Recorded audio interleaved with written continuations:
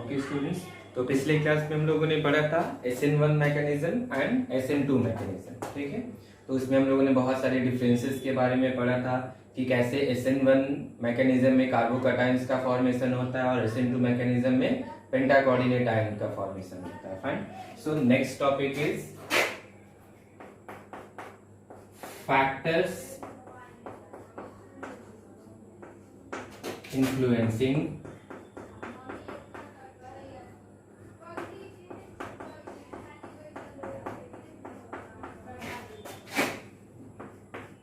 SN1 and SN2 mechanism।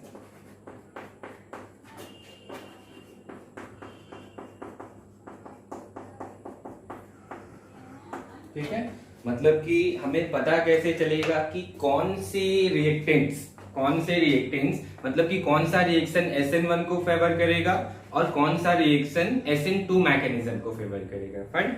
So basically there are three factors which decides whether the given mechanism will follow SN1 mechanism और SN2 mechanism. ठीक है, तो कौन कौन से factor है? पहला फैक्टर क्या होगा? Nature of substrate.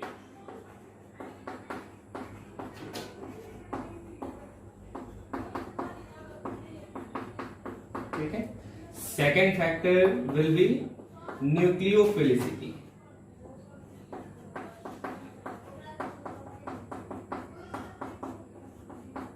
Nucleophilicity of reagents।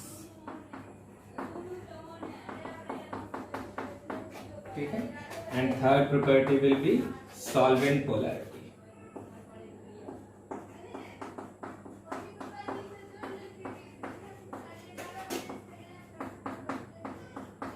So basically, these are the three factors which will decide whether the given mechanism will follow SN1 mechanism or SN2 mechanism.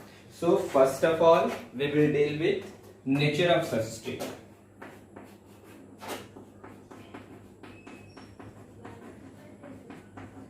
Nature of substrate.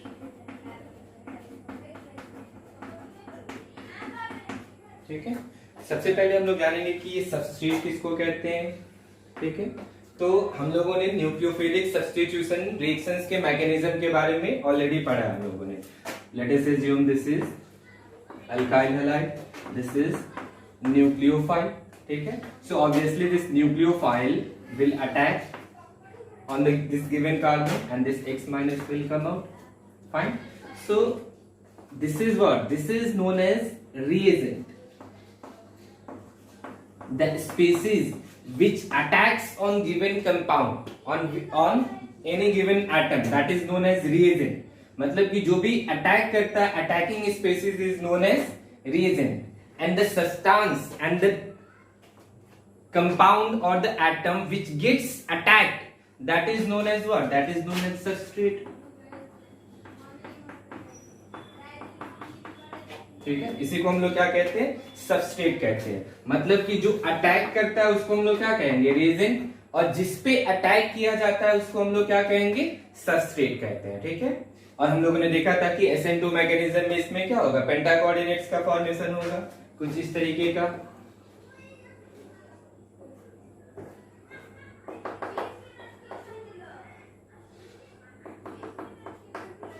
ठीक है, पेंटा coordinates क्यों कहेंगे? क्योंकि यहाँ पे जो भी मान लेते हैं कि अल्काइल जो है वो CH3 ले लेते हैं। ठीक है, let's say this alkyl is CH3, तो ये क्या हो जाएगा?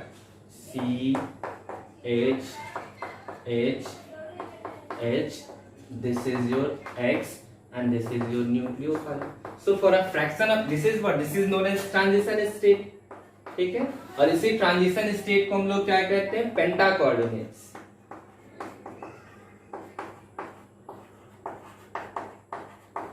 ठीक है, why this is known as penta coordinates?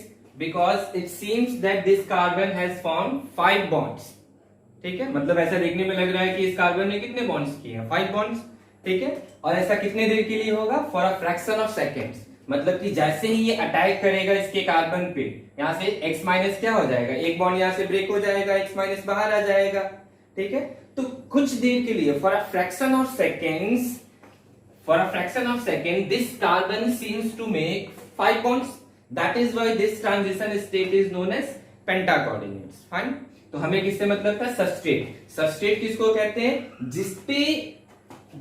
जिसपे रीजन अटैक करेगा, ठीक है, that is known as substrate.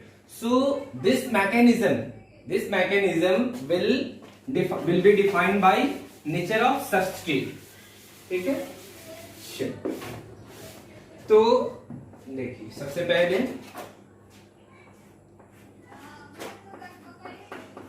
SN2 mechanism किसमें ज्यादा फेवर होगा हम लोग ये देखते हैं, ठीक है।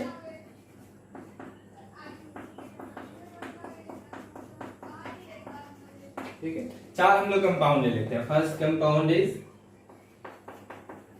CH3X,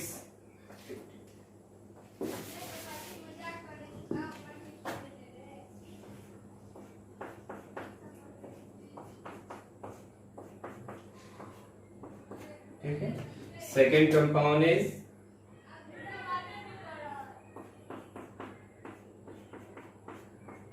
CH3 CH2X, ठीक है। थर्ड कंपाउंड इज, अच्छा मैं राइट साइड लिखता हूं,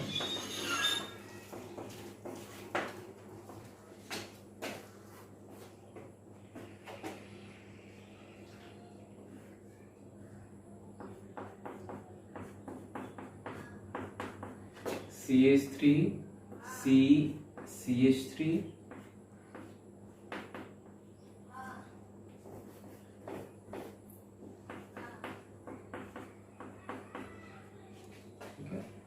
then H and this is X, ठीक है। This is your third compound. और लास्ट में मैं क्या ले रहा हूं?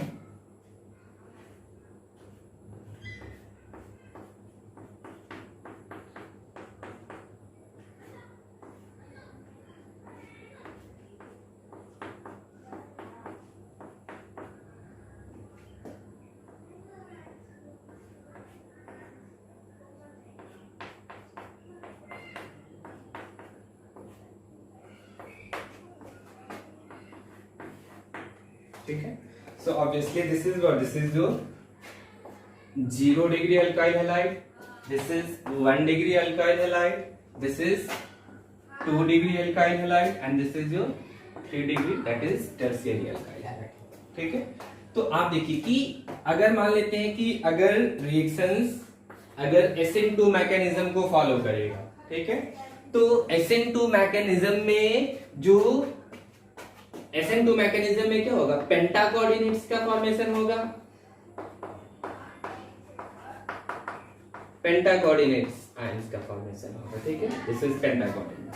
तो आप देखिए कि जैसे जैसे मतलब कि जैसे जैसे डिग्री इंक्रीज हो रहा है, 0 degree 1 degree 2 degree and 3 degree, तो जैसे जैसे डिग्री इंक्रीज हो रहा है, ठीक है, मॉलिक्यूल्स में ओवर क्राउडिंग क्या हो रहा है? इंक्रीज हो रहा है, जिसको हम लोग स्टेरिक हिंड्रेंस भी कहते हैं, ठीक है। तो जिस मॉलिक्यूल में जितना ज्यादा ओवर क्राउडिंग होगा वो उतना ही ज्यादा क्या हो जाएगा? अनस्टेबल हो जाता है, ठीक है। तो जैसे जैसे ABCD, ठीक है, ABCD मान लेते हैं हम लोग मूव कर रहे हैं, तो जैसे जैसे डिग्री इंक्रीज हो रहा है, मतलब कि 0 से 3 डिग्री जैसे जैसे इंक्रीज हो रहा है, ओवर क्राउडिंग मॉलिक्यूल्स में क्या हो रहा है? बढ़ रहा है ना, overcrowding increases, ठीक है। तो ओवरक्राउडिंग अगर इंक्रीज होगा तो मॉलिक्यूल्स क्या हो जाएगा? अनस्टेबल हो जाएगा, यानी कि स्टेबिलिटी क्या हो रहा है? डिक्रीज हो रहा है ना, स्टेबिलिटी ऑफ मॉलिक्यूल्स,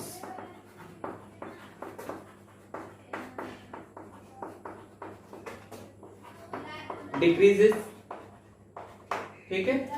तो रिएक्शन में प्रोडक्ट वहीं ज्यादा फेवर होगा जिसमें ज्यादा स्टेबल इंटरमीडिएट्स का फॉर्मेशन हो रहा हो, ठीक है। ज्यादा मतलब कि वैसे रिएक्शन जिसमें मोस्ट स्टेबल इंटरमीडिएट्स का फॉर्मेशन होगा वो रिएक्शन ज्यादा फेवर होगा।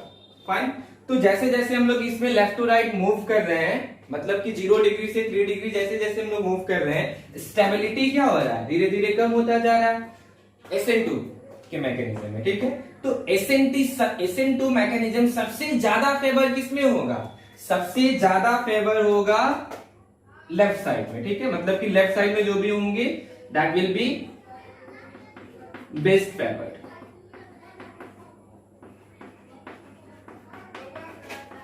टू SN2 मैकेनिज्म, ठीक है।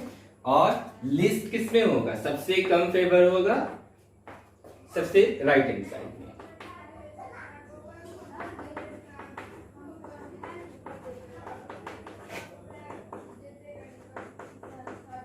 ठीक है, सिंपली हमें याद क्या रखना है कि अगर अल्काइल हैलाइड अगर 0 डिग्री 1 डिग्री 2 डिग्री होगा तो इसमें कौन सा मैकेनिज्म फॉलो होगा, SN2 मैकेनिज्म फॉलो करेगा, ठीक है। और अगर अल्काइल हैलाइड अगर टर्शियरी हुआ यानी कि 3 डिग्री हुआ तो वो कौन सा मैकेनिज्म फॉलो करेगा, SN1 मैकेनिज्म को फॉलो करेगा, ठीक है। आप नोट करके लिख सकते हैं 1 degree and 2 degree alkyl halide follows SN2 mechanism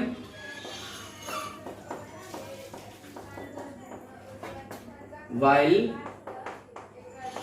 3 degree alkyl halide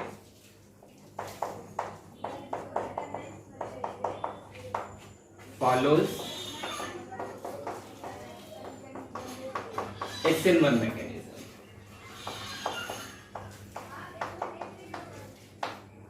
ठीक है, तो सिंपली हमें याद क्या रखना है कि SN2 मैकेनिज्म सबसे ज्यादा फेवर किसमें होगा, सबसे ज्यादा फेवर होगा मिथाइल अल्काइल में, सॉरी अल्काइल हैलाइड में, ठीक है, मतलब कि 0 डिग्री अल्काइल हैलाइड में, 1 degree alkyl halide and 2 degree alkyl halide में, ठीक है। और सबसे कम फेवर किसमें होगा, 3 डिग्री अल्काइल हैलाइड में, ठीक है।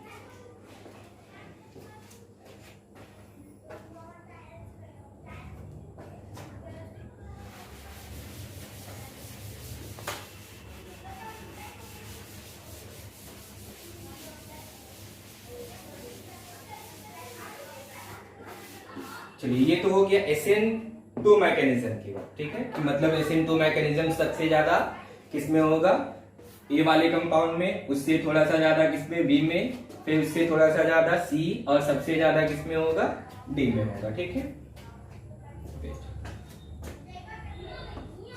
सबसे ज्यादा ए, उससे कम बी, देन सी, देन डी, ठीक है, SN2 मैकेनिज्म।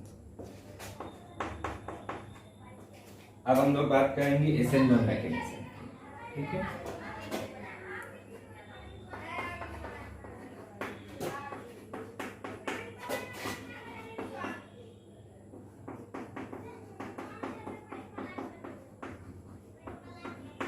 ठीक है, देखिए SN1 मैकेनिज्म किसमें ज्यादा फेवर होगा, SN1 मैकेनिज्म, और किसमें कम फेवर होगा, ठीक है। तो हम लोगों ने ये पढ़ा था कि इन केस ऑफ SN1 मैकेनिज्म, ठीक है, कार्बोकटायंस आर फॉर्म्ड, ठीक है। तो अगर मान लेते हैं कि 1 डिग्री अल्काइल हैलाइड है तो उसमें जो भी कार्बोकटायंस का फॉर्मेशन होगा वो क्या होगा, 1 डिग्री कार्बोकटायंस का फॉर्मेशन होगा। अगर 2 डिग्री अल्काइल हैलाइड है तो 2 डिग्री कार्बोकटायंस का फॉर्मेशन होगा। उसी तरह टर्शियरी अल्काइल हैलाइड होगा तो 3 डिग्री कार्बोकटायंस का फॉर्मेशन होगा। Fine, so let's say these are the reaction intermediates, ठीक है।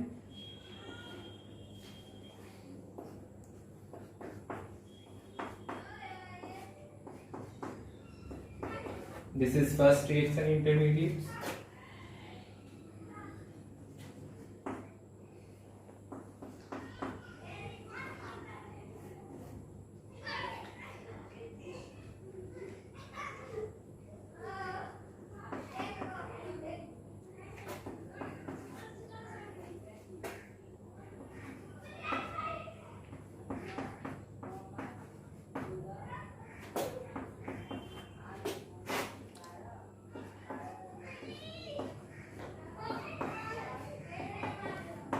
ठीक है, यही 4 इंटरमीडिएट्स का फॉर्मेशन हो सकता है। This is 0 degree, this is your 1 degree, this is 2 degree, this is 3 degree, ठीक है। अगर 1 डिग्री प्राइमरी अल्काइल हैलाइड लेंगे तो प्राइमरी कार्बोकटायंस का फॉर्मेशन होगा, ठीक है, 1 डिग्री कार्बोकटायंस। अगर 2 डिग्री अल्काइल हैलाइड लेंगे तो उसमें क्या होगा, 2 डिग्री कार्बोकटायंस का फॉर्मेशन होगा। और अगर 3 डिग्री अल्काइल हैलाइड लेंगे तो 3 डिग्री कार्बोकैटायंस का फॉर्मेशन होगा। ठीक है, कार्बोकैटायंस का फॉर्मेशन किसमें होगा? ऑब्वियसली SN1 में अगर रिएक्शन SN1 मैकेनिज्म को फॉलो करेगा तो उसमें क्या होगा? कार्बोकैटायंस का फॉर्मेशन होगा। और अगर रिएक्शन SN2 मैकेनिज्म को फॉलो करेगा तो उसमें क्या होगा? पेंटा कोऑर्डिनेट आयन का फॉर्मेशन होगा। ठीक है, तो हम लोग SN1 मैकेनिज्म के लिए पढ़ रहे हैं। अभी आप देखिए कि अगर हम इन मॉलिक्यूल्स के, अगर इन कार्बोकैटायंस की स्टेबिलिटी की बात करें, ठीक है, अगर इन कार्बोकैटायंस की स्टेबिलिटी की बात करें तो सबसे ज्यादा इसमें स्टेबल कौन सा होगा वो देखना है। ठीक है, तो हम लोगों ने इंडक्टिव इफेक्ट के बारे में पढ़ा है। ठीक है, क्लास 11th में हम लोगों ने क्या पढ़ा? Plus I effect and minus I effect पढ़ा है। ठीक है, तो आप सोच सकते हैं कि ये जो अल्काइल है, जितने भी अल्काइल सब्स्टिट्यूएंट्स हैं, all alkyls they are regarded as plus I groups. ये सारे के सारे क्या है? प्लस आई ग्रुप्स है। ठीक है, यानी कि इलेक्ट्रॉन डोनेटिंग ग्रुप्स है, यानी कि अपने इलेक्ट्रॉन को क्या कर सकते हैं? वो डोनेट कर सकते हैं। ठीक है, अगर इलेक्ट्रॉन्स को वो डोनेट कर रहे हैं, ठीक है, सो इलेक्ट्रॉन्स के मूवमेंट को हम लोग कैसे रिप्रेजेंट करते हैं? एक एरो से रिप्रेजेंट करते हैं। अच्छा, इसमें तो प्लस आई ग्रुप्स है ही नहीं। ठीक है, फर्स्ट वाले कंपाउंड में प्लस आई ग्रुप्स नहीं है। ठीक है, यहाँ पे तो प्लस आई ग्रुप है, तो ऑब्वियसली अगर ये अल्काइल अगर प्लस आई ग्रुप है तो ये क्या करेगा? अपने इलेक्ट्रॉन्स को डोनेट करेगा कुछ इस तरीके से। ठीक है, तो अगर इसके इलेक्ट्रॉन्स ज्यादा शिफ्टेड है towards this CH2 plus, so what will happen? This pulling electrons, this donated electrons will stabilise this carbocation, will stabilise this positive charge. Fine, here there are 2 plus I groups, एक यहाँ पे भी alkyl है, एक यहाँ पे भी alkyl है। ठीक है, यहाँ पे क्या है? यहाँ पे 3 प्लस आई ग्रुप्स है। ठीक है, तो जितने ज्यादा प्लस आई ग्रुप्स उतने ही ज्यादा क्या होंगे? स्टेबलाइज्ड कार्बोकैटायंस होंगे। तो सबसे ज्यादा अगर हम स्टेबिलिटी की बात करें, ठीक है, तो अगर हम स्टेबिलिटी की अगर बात करें तो सबसे ज्यादा स्टेबल इसमें कौन सा होगा? 3 डिग्री। ठीक है, उससे कम स्टेबल कौन सा होगा? 2 डिग्री। सबसे कम, सॉरी उससे भी कम 1 डिग्री, देन 0 डिग्री। यही होगा ना स्टेबिलिटी का ऑर्डर। ठीक है, तो SN1 मैकेनिज्म ज्यादा फेवर किसको करेगा? जिसमें मोस्ट स्टेबल इंटरमीडिएट्स का फॉर्मेशन हो रहा हो, और सबसे ज्यादा स्टेबल इंटरमीडिएट कौन सा है? 3 डिग्री। ठीक है, सो SN1 mechanism will be highly favoured in 3 degree carbocations. ठीक है, means the reaction in which 3 degree carbocations is being form. तो अगर हम मान लेते हैं कि इसको A मान लिया,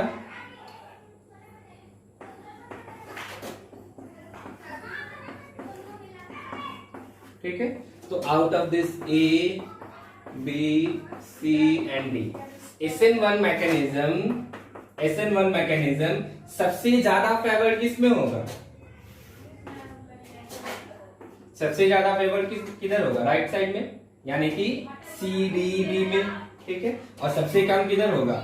A में। ठीक है, so this is SN1 mechanism is most favoured in tertiary, in the reaction in which tertiary carbocations is formed, and it is least favored in which this 0 degree carbocations is being formed. Fine.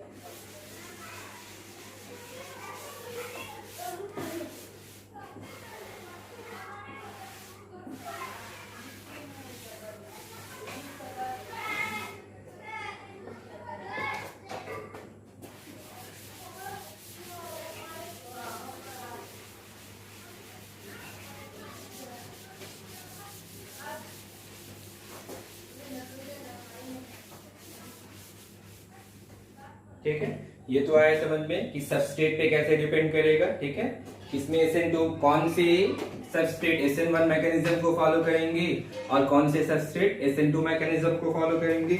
Next is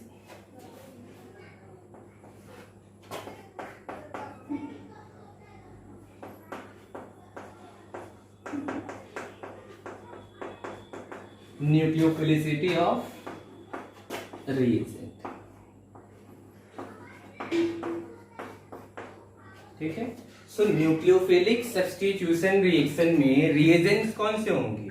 obviously इसमें reagent क्या होंगे? Nucleophiles.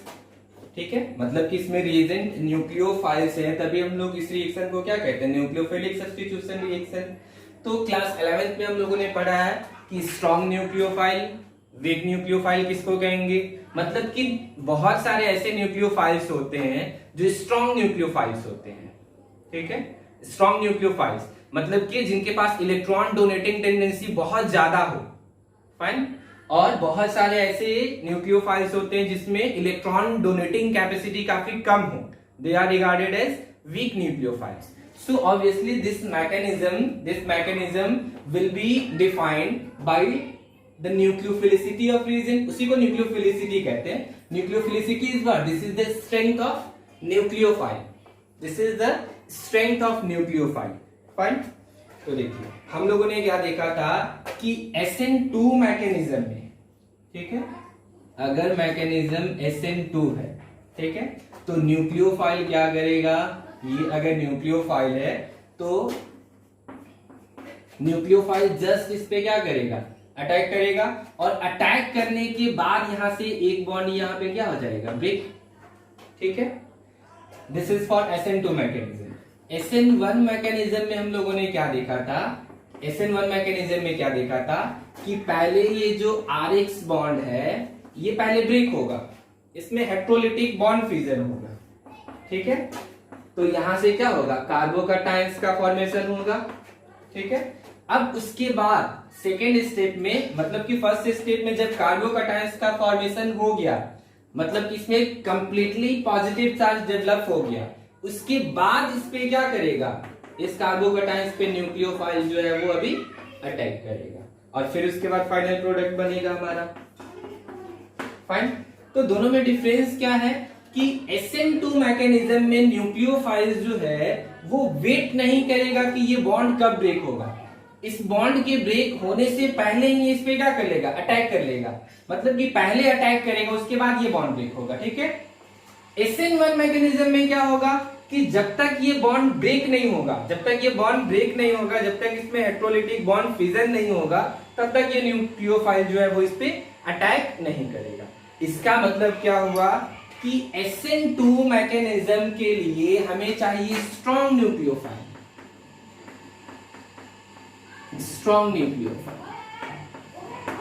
ठीक है, मतलब कि इसका nucleophilicity जो है वो बहुत ज्यादा है, बहुत ज्यादा न्यूक्लियोफिलिसिटी है, तभी तो वो, मतलब कि बॉन्ड अभी ब्रेक नहीं हुआ RX बॉन्ड, तब उससे पहले ही इसने क्या कर लिया? इसके कार्बन पे क्या कर लिया? इस न्यूक्लियोफाइल ने अटैक कर लिया है। यानी कि ये जो न्यूक्लियोफाइल है वो बहुत ज्यादा स्ट्रॉन्ग है। ठीक है, सेकेंड वाले केस में, मतलब कि SN1 मैकेनिज्म में पहले ये न्यूक्लियोफाइल वेट करेगा। कब तक वेट करेगा? जब तक कि ये वाला बॉन्ड जो है वो ब्रेक नहीं हो जाता। जैसे ही ये बॉन्ड हेट्रोलिटिक इसमें बॉन्ड फ्यूजन होगा, उसके बाद, मतलब कि जब कार्बोकैटायन का फॉर्मेशन हो जाएगा, उसके बाद न्यूक्लियोफाइल अटैक करेगा। तो SN1 मैकेनिज्म को कौन फॉलो करेगा? जिसमें weak nucleophile.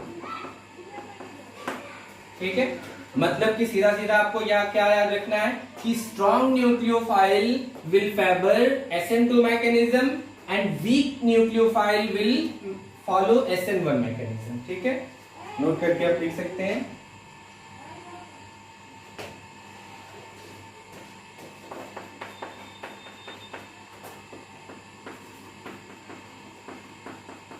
Strong nucleophile favors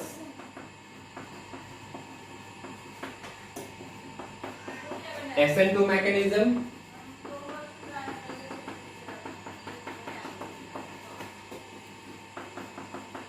while weak nucleophile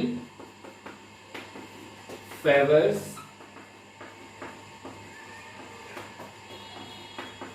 SN1 mechanism.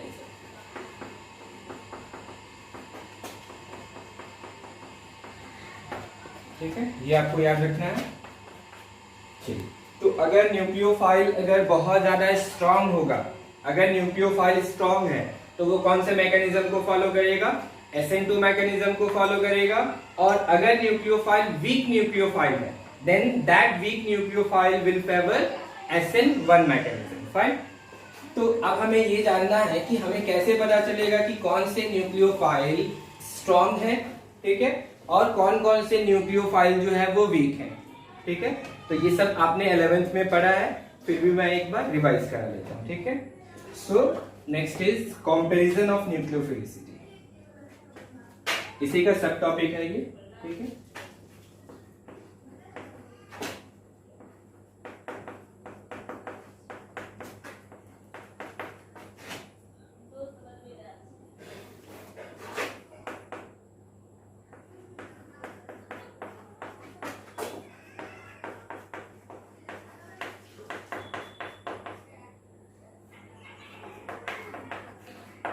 Comparison of nucleophilicity. Fine, मतलब कि हमें कैसे पता चलेगा कि कौन सा न्यूक्लियोफाइल जो है वो वीक न्यूक्लियोफाइल है और कौन सा न्यूक्लियोफाइल जो है वो स्ट्रॉन्ग न्यूक्लियोफाइल है। ठीक है, तो क्लास 11th में हम लोगों ने पढ़ा था कि neutral nucleophiles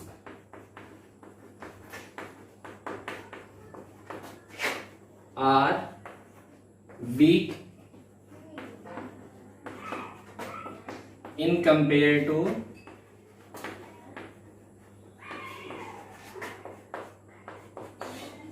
charged nucleophile।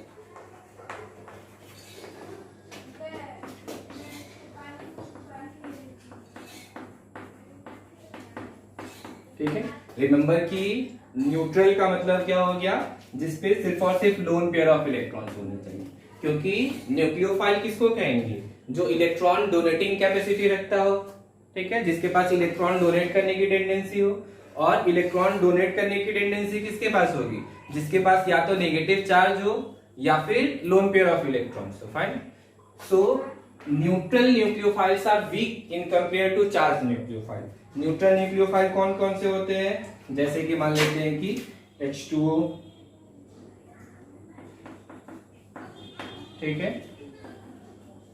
RNH2, ठीक है, यहाँ पे लोन पेयर ऑफ इलेक्ट्रॉन होगा। ठीक है, इसमें भी क्या होंगे? जितने भी ऑक्सीजन होंगे उस पे दो दो लोन पेयर ऑफ इलेक्ट्रॉन्स होंगे। सॉरी, एक ही ऑक्सीजन है, इसके पास क्या है? दो लोन पेयर ऑफ इलेक्ट्रॉन्स है। ठीक है, उसी तरह से R2NH, ठीक है, loan pair of electron. R3N, loan pair of electron. ठीक है, ROH, loan pair of electrons. ठीक है, PR3,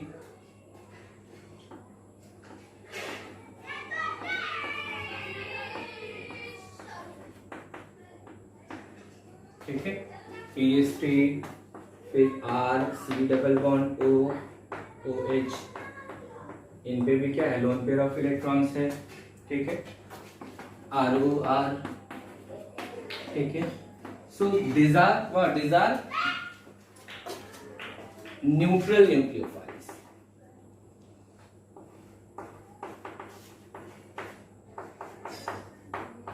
ठीक है, अब इसी के कॉरेस्पॉन्डिंग अगर चार्ज न्यूक्लियोफाइल्स की बात करें तो ये क्या हो जाएगा? जैसे कि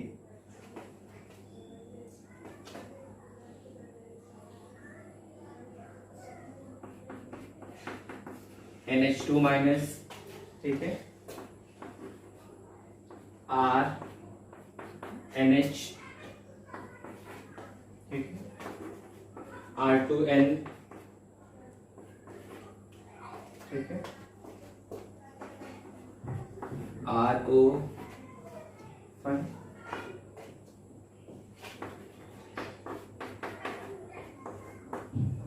ठीक है, ये सारे के सारे क्या है? These are charge. I minus, F minus, ठीक है, Cl minus, this all nucleophiles are regarded as charge.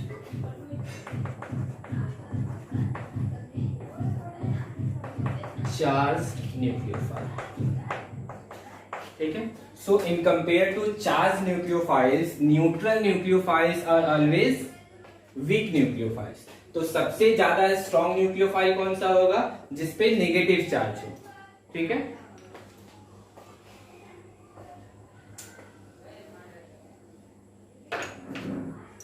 this is the first method to compare nucleophilicity.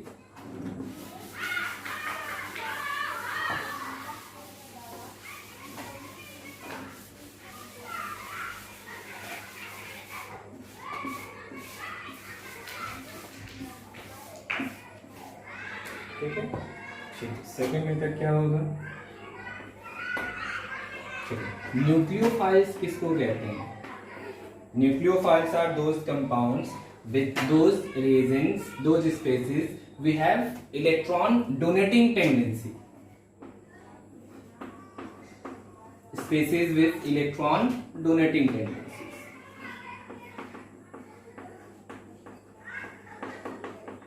ठीक है, मतलब कि जितने भी न्यूक्लियोफाइल्स की प्रॉपर्टीज है, इलेक्ट्रॉन को डोनेट करने की टेंडेंसी है, that is also possessed by base. ठीक है, basic property, this is what, this is the property of donating electron is possessed by base. ठीक है, fine, so this can be also correlated by basic property, basic properties, that is basicity.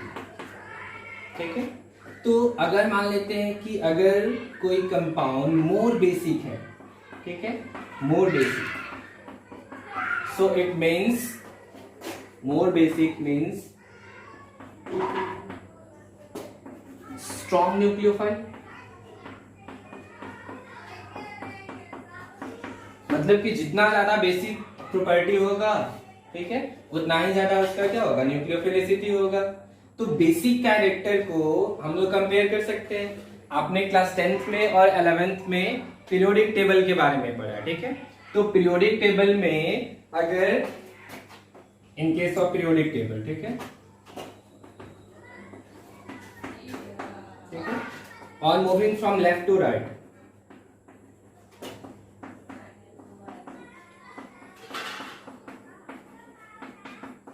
अगर मान लेते हैं कि left to right अगर move कर रहे हैं, ठीक है, लेफ्ट टू राइट, जैसे कि एक एग्जांपल हम लोग ले लेते हैं, कार्बन, नाइट्रोजन, ऑक्सीजन, ठीक है। तो आप देखिए कि लेफ्ट टू राइट जैसे जैसे मूव कर रहे हैं तो बेसिक कैरेक्टर इंक्रीज हो रहा है या फिर डिक्रीज हो रहा है? बेसिक कैरेक्टर जो है, बेस का नेचर, बेसिक नेचर जो है वो इंक्रीज कर रहा है या फिर डिक्रीज कर रहा है? सो ऑब्वियसली हम लोगों ने क्या पढ़ा था कि basic nature decreases, basic nature decreases.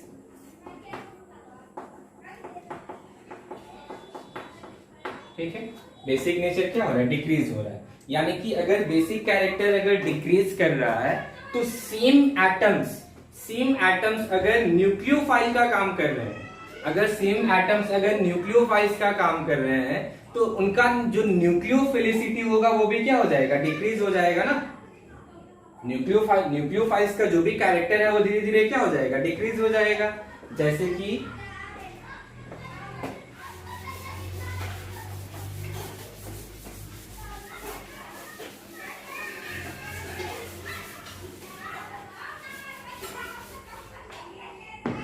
मान लेते हैं हम लोग पहला कंपाउंड, पहला न्यूक्लियोफाइल C- है, ठीक है, देन NH2-, OH-, F-। ठीक है, ये सारे के सारे क्या हो गए? न्यूक्लियोफाइल्स हो गए। आप देख सकते हैं कि इसमें जो भी इलेक्ट्रॉन डोनेटिंग एटम है वो कौन सा? इसमें कार्बन है, ठीक है, इसमें कौन सा है? नाइट्रोजन, इसमें ऑक्सीजन और इसमें फ्लोरीन। ठीक है, तो हम लोगों ने अभी जस्ट क्या देखा कि बेसिक नेचर जो है वो लेफ्ट टू राइट पे क्या हो रहा है? डिक्रीज हो रहा है। तो अगर सेम न्यूक्लियोफाइल्स की अगर न्यूक्लियोफिलिसिटी की बात करें तो न्यूक्लियोफिलिसिटी भी धीरे धीरे क्या हो जाएगा? डिक्रीज होगा ना। ठीक है, so nucleophilicity will decrease.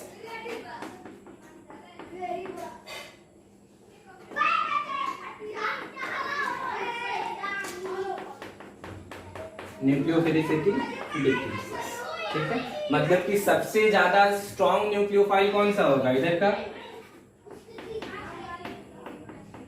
Strong nucleophile, और वीक न्यूक्लियोफाइल कौन सा होगा, राइट हैंड साइड में जो है, मतलब कि पीरियोडिक टेबल में जो एक्सट्रीम राइट में होगा, that will be weak nucleophile. Fine, ये तो हो गया कि अगर हम लेफ्ट टू राइट मूव कर रहे हैं तो अगर मान लेते हैं कि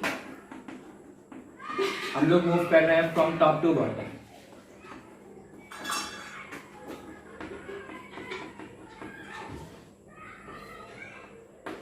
ठीक है, टॉप टू बॉटम, जैसे कि मान लेते हैं कि फ्लोरीन, ठीक है, fluorine, bromine and then iodine, ठीक है, तो इसका जो टॉप टू बॉटम अगर मूव कर रहे हैं तो बेसिक कैरेक्टर क्या हो रहा है, इंक्रीज हो रहा है ना, basic character increases,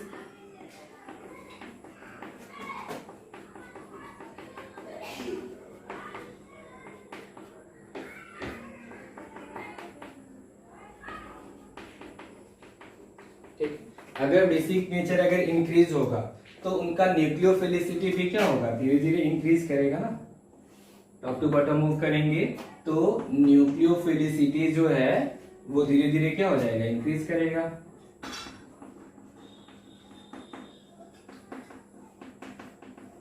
nucleophilicity increases, मतलब कि सबसे ज्यादा स्ट्रॉन्ग न्यूक्लियोफाइल कौन सा होगा, जो सबसे नीचे होगा वो स्ट्रॉन्ग न्यूक्लियोफाइल होगा, ठीक है, और जो सबसे ऊपर होगा वो वीक न्यूक्लियोफाइल। तो इस तरीके से हम लोग न्यूक्लियोफिलिक स्ट्रेंथ को भी हम लोग कंपेयर कर सकते हैं। फाइन, तो न्यूक्लियोफिलिक स्ट्रेंथ हम लोग कंपेयर क्यों कर रहे हैं, to find whether the given mechanism will follow SN1 mechanism और SN2 मैकेनिज्म। जितना ज्यादा स्ट्रॉन्ग न्यूक्लियोफाइल्स होगा वो SN2 मैकेनिज्म को फॉलो करेगा, और जितना ही वीक न्यूक्लियोफाइल होगा वो SN1 मैकेनिज्म को फॉलो करेगा। Fine,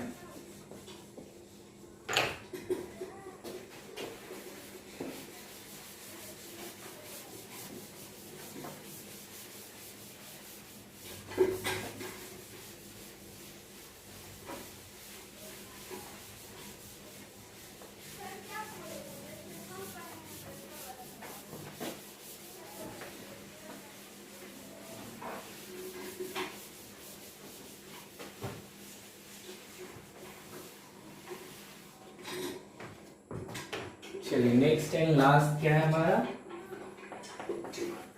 solvent polarity.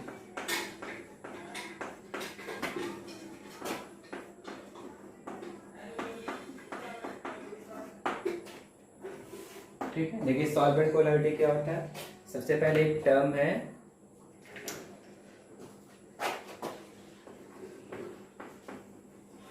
Polar प्लॉटिक solvent,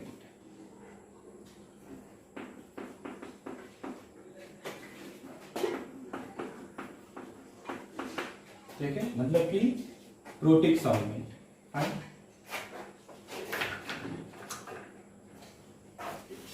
देखिए प्रोटिक सॉल्वेंट होता क्या है पहले, ठीक है, ए कंपाउंड और a solvent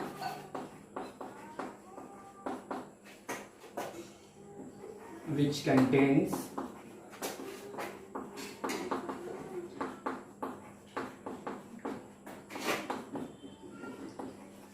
hydrogen atoms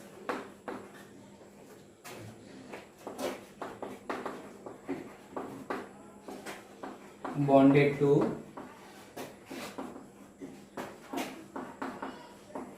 oxygen or nitrogen is called protic solvent। मतलब कि वैसा कोई भी सॉल्वेंट, सॉल्वेंट यानी कि क्या, सॉल्वेंट कोई भी एक कंपाउंड ही होगा, ठीक है। तो वैसा सॉल्वेंट जिसमें हाइड्रोजन या तो ऑक्सीजन या फिर नाइट्रोजन के साथ बॉन्डेड हो, तो वैसे सॉल्वेंट, वैसे कंपाउंड को हम लोग क्या कहेंगे, protic solvent. As for example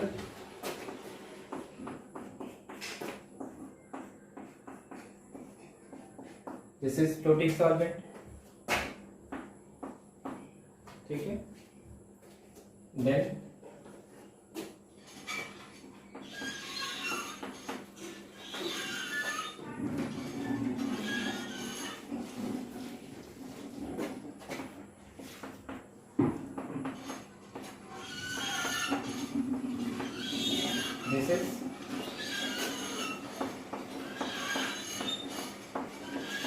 this is protic solvent, और भी बहुत सारे हो सकते हैं।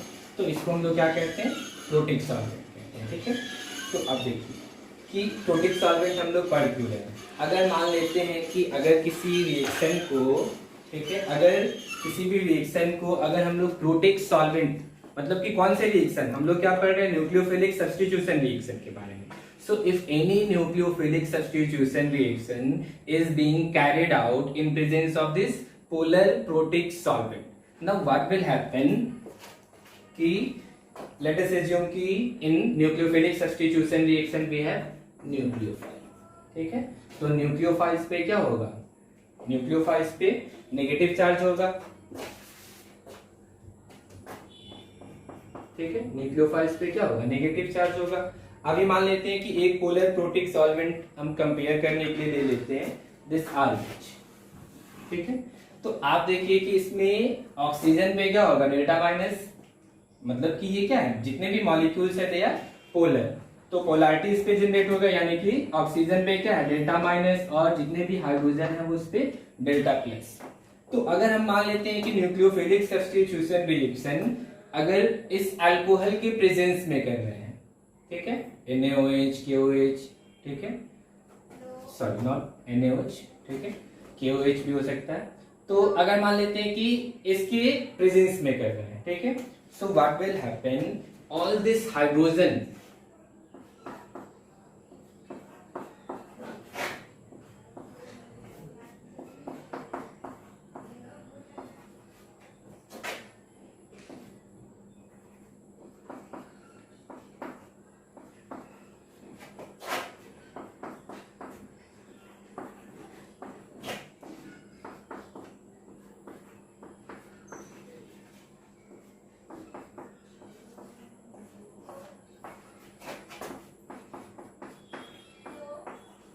all this hydrogen having partially positive charge will slightly shifted towards this nucleophile,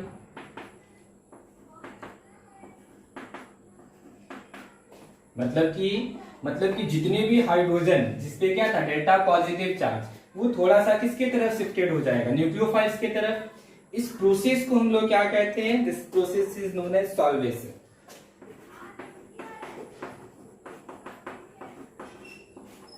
ठीक है, this is solvation. So what will happen, the strength of this nucleophile will decrease, ठीक है, what will happen, the strength of this nucleophile will decrease. Why the strength of this nucleophile will decrease? Because these partially positive charges are trying to neutralize this charge that is present on nucleophiles. Fine. तो जितने भी H plus हैं, not H plus, these are the hydrogens with partially positive charge. So all this hydrogen will try to minimize this charge. So what will happen? The strength of this nucleophile will decrease.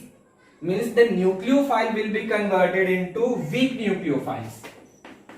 Nucleophiles will become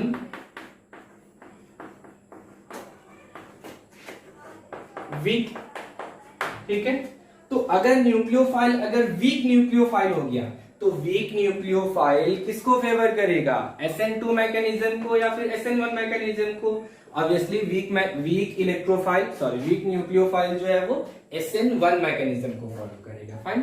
तो इस तरह से अगर polar protic solvent है, ठीक है, तो that is why polar protic solvent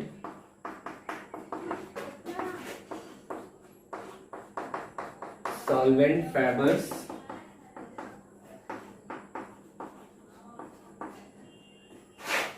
SN1 mechanism.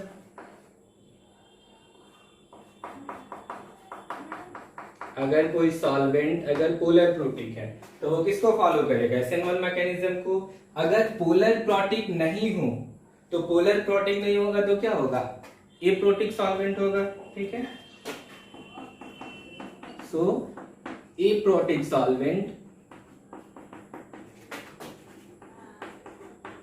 Aprotic solvent बहुत सारे हो सकते हैं, जैसे कि KI हो गया, ठीक है, NaBr हो गया, ठीक है,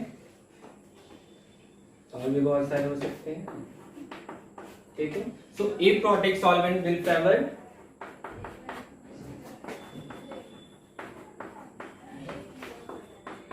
SN2 mechanism.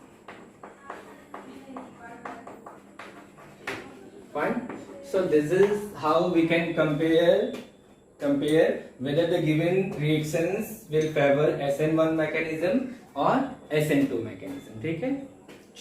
Thank you. So next class में हम लोग इस पे बहुत सारे न्यूमेरिकल प्रॉब्लम सॉल्व करेंगे। तो SN1 मैकेनिज्म और SN2 मैकेनिज्म आपको अच्छे से पढ़ के आना है। नेक्स्ट क्लास में हम लोग इस पे बहुत सारे न्यूमेरिकल्स करेंगे, ठीक है। Thank you.